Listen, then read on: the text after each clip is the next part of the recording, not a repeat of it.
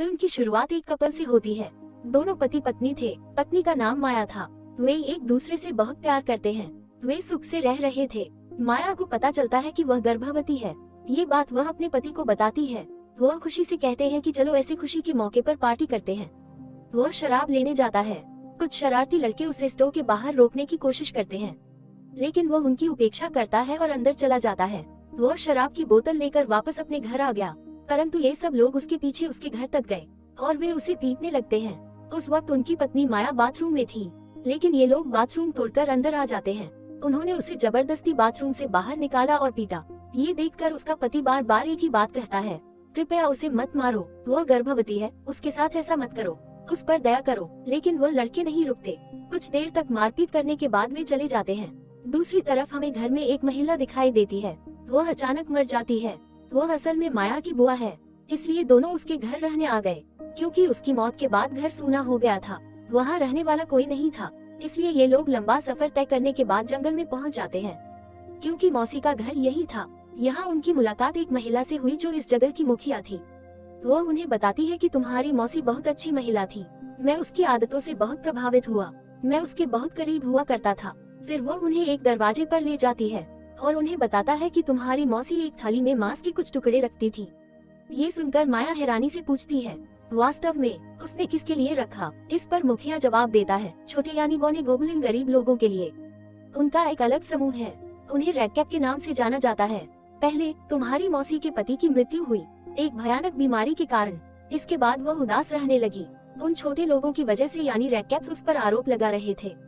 उसके बाद तुम्हारी बुआ को एहसास हुआ कि ये मुझसे ऐसा कह रहे हैं क्योंकि मैंने उन्हें कुछ दिनों तक नहीं खिलाया। तो हो सकता है कि उन्हें बुरा लगा हो और मुझे शाप दिया होगा, और यह मेरे साथ हुआ। पहले मेरे पति और फिर मेरे बच्चे की मौत हुई। इसलिए अब मैं चाहता हूँ कि तुम माया इस परंपरा को आगे बढ़ाओ, क्योंकि आप माँ बनने वाली हैं। मैं नहीं चाहता कि आपके साथ भी ऐसा हो। इस पर माया खुशी से कहती है कि क्यों नहीं, चिंता मत करो। मैं आपसे वादा करता हूँ कि अब से मैं इस परंपरा को आगे बढ़ाऊंगा। मैं अपनी चाची की जगह लूंगा। माया को यहाँ एक तस्वीर मिलती है जिसमें एक छोटा बच्चा था, जिसे देखकर वह समझती है कि यह जरूर मेरी मौसी की बेटी होगी। आज वह सुपरमार्केट जाती है जहाँ से जरूरत का सारा सामान मिलता था। वे वहाँ से काफी सामान खरीदते हैं।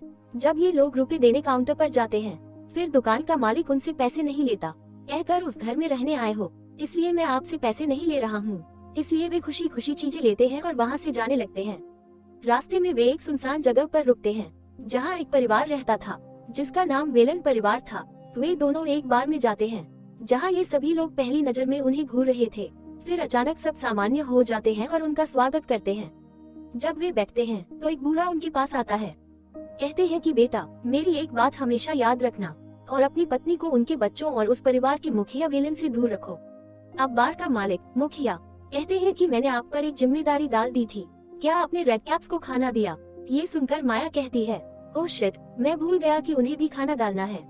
ये सुनकर सिर माया को एक तरफ ले जाता है और कहता है कि तुमने क्या किया? तुमने खाना नहीं डाला, वे भूखे होंगे, उन्हें खाना दो। अब हम उस बूढ़े आदमी को देखते हैं। वह जंगल से गुजर रहा था। उनके साथ उनका कुत्ता भी था, जो अचानक खुद को छुड़ाकर वहाँ से भाग जाता है।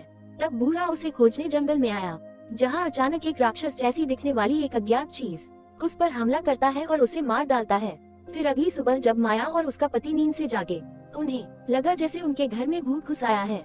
जब उन्होंने जांच की तो वहाँ वेलन परिवार था। उनके घर की चीजों को सेट करने के लिए, उनके घर को बिल्कुल नया बनाने के लिए माया को ये पूरा परिवार, खासकर वेलन, बहुत अजीब लगता है।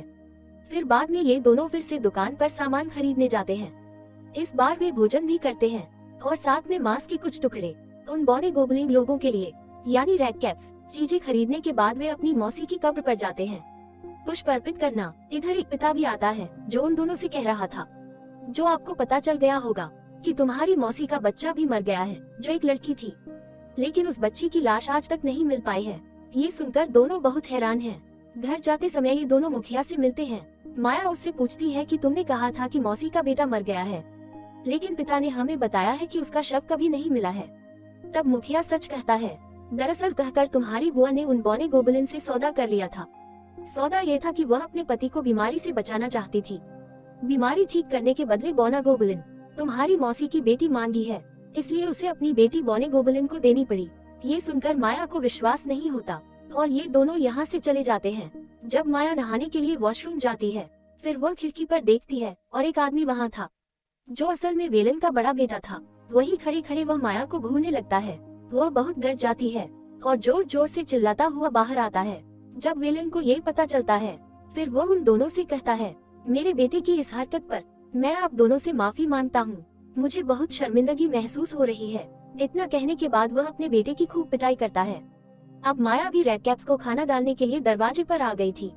वह मांस के टुकड़े प्लेट में रख देती है और उन्हें वही रखता है। लेकिन थोड़ी देर बाद वह देखकर चौंक जाती है कि थाली पूरी तरह खाली है। ये देखकर माया को यकीन हो गया सच में कि यहाँ बॉनी गॉब्लिन यानी रेड कैप रहते हैं। अगले दिन वेलन परिवार फिर यहाँ आता है और फिर से अपना काम शुरू कर देते हैं। इस दौरान वेलन के बेटे की एक खिड़की टूट जाती है। इससे माया के पति को काफी बुरा लगता है और वे आपस में बहस करते हैं। इसलिए वेलन भी यहाँ आ गया था और जब वह देखता है कि यह मेरे बेटे की गलती है, फिर बहुत मारते हैं, परंतु माया रोक लेती है। इसे रोकने के लिए उसे मारो मत और उसे छोड़ दो। जब वह ये सुनता है तो वह उसे छोड़ देता है। इस तरह वेलन के बेटे की जान बच जाती है। तभी कुछ देर बाद उसे कुत्ते के भौंकने की आवाज सुनाई देती है। उसे लगता है कि यह कुत्ता जरूर उस बूढ़े का होगा जो जंगल में भाग गया था और अब शायद वह वापस आ गया है। यही सोचते सोचते वह जंगल में चली जाती है। वहाँ उसे वह कुत्ता मिला, लेकिन माया को कुटिया के पास ले आता है। अंदर जाकर देखा तो वह जगह काफी गहरी थी, जो वास्तव में एक गुफा थी। ये देखकर वह भी सोचती है कि किसने जंगल के बीच में ये गुफा बनाई होगी, क्योंकि वहाँ कुछ दिए थे और वे सब जल रहे थे। जब वह इस बात को नजरअंदाज कर वापस आ रही थी, तब वह वेलन के बेटे को वहाँ देखती है, जो दुखी होकर यहाँ आए थे। वह उसके पास जाती है और उसे खुश करने की कोशिश करती है। वह कहती है कि बुरा मत मानो, आप बहुत अच्छी और आप बहुत अच्छा काम कर रहे हैं। मुझे वास्तव में आपका काम बहुत पसंद है। ये सुनने के बाद वह भी माया का हाथ पकड़ लेता है। वह कहता है कि तुमने मेरी जान भी बचाई, मैं इसके लिए आपको धन्यवाद देता हूँ और सच में तुम बहुत खूबसूरत हो, आप मुझे बहुत पसंद। ये कहकर वह उसके साथ बदतमीजी करने लगता है। फिर ये देखकर माया चौंक जाती है। वह कोई अनजानी बात, जो एक तरह का राक्षस लग रहा था, वह वेलन के बेटे पर हमला करता है। उसे मारने के बाद वह उसे खींचकर अपने साथ ले गया। वह जल्दी में घर आती है और अपने पति को सारी बात बता देती है। वह भी कहती है मेरे साथ चलो, मुझे आपको कुछ दिखलाना है। वह उसे उस रास्ते पर ले जाती है जहाँ रेड कैप रहा करता था। यहाँ कुछ अज्ञात बात है जो कि किसी राक्षस की तरह लग रहा था, खींचकर अपने साथ ले गया है। एक तरह से उन्होंने मेरी मदद की। ये सुनकर उसके पति को माया की बातों पर यकीन नहीं होता। वह उससे नाराज होने लगता है कि शायद तुम पागल हो गए हो। अच्छा छोड़ो इन बातों को, जल्दी करो और घर जाओ, मुझे बाहर जाना है। जब वह बार में आता है, तब वेलन के दोनों बच्चे भी यहाँ आ गए थे। तब वे उससे पूछते हैं कि हमें अपना भाई नहीं मिल रहा है, मुझे बताओ वह कहाँ है। शायद आपने उसे देखा हो। जिस पर माया का पति कहता है मुझे नहीं पता, मैंने किसी को नहीं देखा। लेकिन ये लोग फिर भी उसके साथ बदसलूकी करने लगते हैं। वे उस पर चिल्लाने लगते हैं। इससे बार के मुखिया को काफी गुस्सा आता है और उन्हें तुरंत जाने के लिए कहती है, मेरे बार से चले जाओ। और जब माया घर में अकेली थी, उसे ऐसा लगता है जैसे घर में कोई और है। जब वह दरवाजे की ओर देखती है, वह बहुत हैरान हो जाती है, क्योंकि एक बहुत छोटा राक्षस जो एक बौना गोबिंद था घर में घुस गया, जिसके हाथ में प्लास्टिक का थैला भी था। माया उसे देखकर बहुत डर जाती है। वह अलग होने लगती है और वह माया के पास आ जाता है। वह वही थैला लेता है और उसे बिना कुछ कहे यहाँ से चली जाती है। लेकिन जाने से पहले वह बौने गोबिंद यानी रेड कैप की तस्वीर खींच लेती है। अब जब उसने बैग चेक किया, वह अंदर देखती है और उसकी हालत बिगड़ जाती है, क्योंकि वेलन के बेटे का कटा हुआ सिर उसके अंदर था। फिर रात में उसका पति भी घर आ जाता है, जहाँ माया उसे सब कुछ बता देती है कि आज मैंने उन बौने भूतों को देखा। वह पहली बार रेड कैप्स है, वे हमारे घर आए। अब जब उसका पति उस बैग की जांच करता है, तब वह बहुत डर भी जाता है। माया उसे लाल टोपी की तस्वीर भी दिखाती है, जिसे उसने चुपके से पकड़ लिया था। अब वेलन परिवार भी बाहर आ गया था। वह बाहर से दरवाजा खोलने के लिए कहता है, हम आपसे तत्काल बात करना चाहते हैं। मुझे मेरा एक भी पुत्र नहीं मिल रहा है और मुझे शक है कि वह तुम्हारे साथ है। ये सुनकर उन्होंने घर के बाकी दरवाजे बंद कर लिए और अंदर से माया का पति कहता है कि आपका बेटा हमारे बीच नहीं है, तो तुम यहाँ से जाओ। अगर तुम नहीं जाओगे तो मैं यहाँ पुलिस बुला लूंगा। अब ये सुनकर वेलन परिवार, उनके घर के सारे तार काट दो, जिससे वे पुलिस से संपर्क कर सके। अब उस बैग को फेंकने के लिए माया चुपके से यहाँ से जाने लगता है, लेकिन वेलन की बेटी ने उसे देख लिया था और उसे वह बैग भी मिल जाता है। जब उसने बैग चेक किया, उसे पता चलता है कि हमारे भाई को मार दिया गया है। लेकिन इससे पहले वह माया से कुछ कहती है और यहाँ से भाग गई थी। उस दरवाजे से निकलने के बाद वह रेड कैप्स के इलाके में पहुंची। वेलन को भी पता चल गया था कि उनके बेटे का सिर कलम कर दिया गया है। वह इन दोनों पर शक करता है, इसलिए वह अपने दोनों बच्चों को बताता है, इस घर में फौरन आग लगा दो। जिसके बाद उन्होंने पूरे घर में आग लगानी शुरू कर दी। फिर वेलन का बेटा भी माया के पति को पकड़ लेता है और उसे खूब पीटने लगता है। उधर माया भी वन में आ गई थी और वह यहाँ आती है और जोर से कहती है, वो रेड कैप्स तुम कहाँ हो? प्लीज जल्दी से बाहर आओ और मेरी मदद करो। कुछ लोग मारना भी चाहते हैं, लेकिन इसका कोई जवाब नहीं है। लेकिन जब वेलन की बेटी घर में आग लगा रही थी, देखकर वह बहुत हैरान हुई। घर की आग धीरे धीरे बुझ रही है और इसी के साथ घर के अंदर सभी रेड कैप आ जाते हैं, जो वेलन और उसकी बेटी पर हमला करता है। वे एक तरह से माया और उसके पति की मदद करने आए थे। वेलन और उसका बेटा इन रेड कैप्स यानी बॉने गोबलिन को देखकर बहुत हैरान हो जाते हैं। वो सोच रहे थे कि हमने सिर्फ किताबों में सुना है, लेकिन वे वास्तव में मौजूद हैं। तब तक माया भी वापस आ चुकी थी। जब वेलन की बेटी ने उसे देखा, वह उसे मारने की कोशिश करती है। जहाँ रेड कैप उनके पास आते हैं, वे माया को रिहा करते हैं और वेलन की बेटी को वहीं बांध देते हैं। मारपीट करने के बाद वे उसे प्रताड़ित करने लगे। वे उसे इतना दर्द देते हैं कि वह अंत में मर जाती है।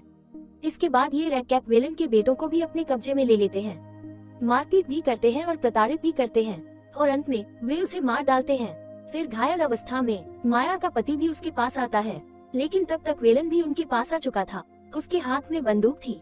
उसने अपने पति को एक गोली मार दी।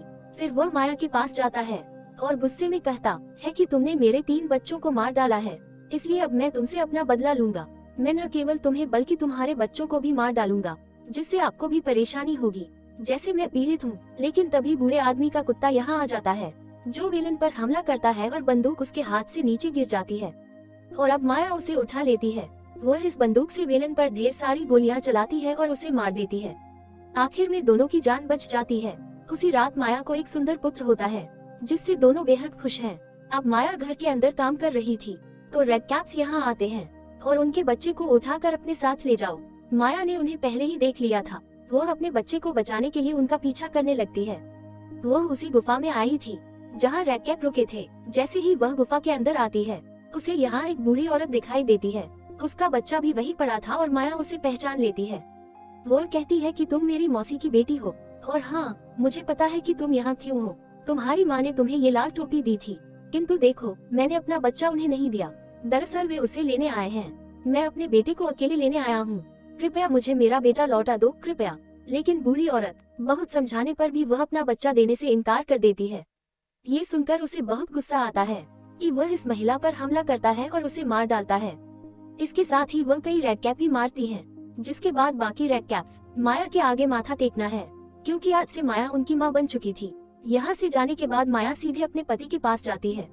उसके साथ कई रेड कैप भी थे जो उसे मॉम कह रहे थे। उसने अपने बच्चे को अपने पति को दे दिया, क्योंकि वह रेड कैप के साथ यहाँ से जा रही थी। अब से वह भी उसी गुफा में रहेंगी, जिस तरह बुढ़िया रेड कैप्स के साथ रहती थी, उनकी माँ बनकर। फिल्म इसी के साथ समाप्त होती है। धन्यवाद।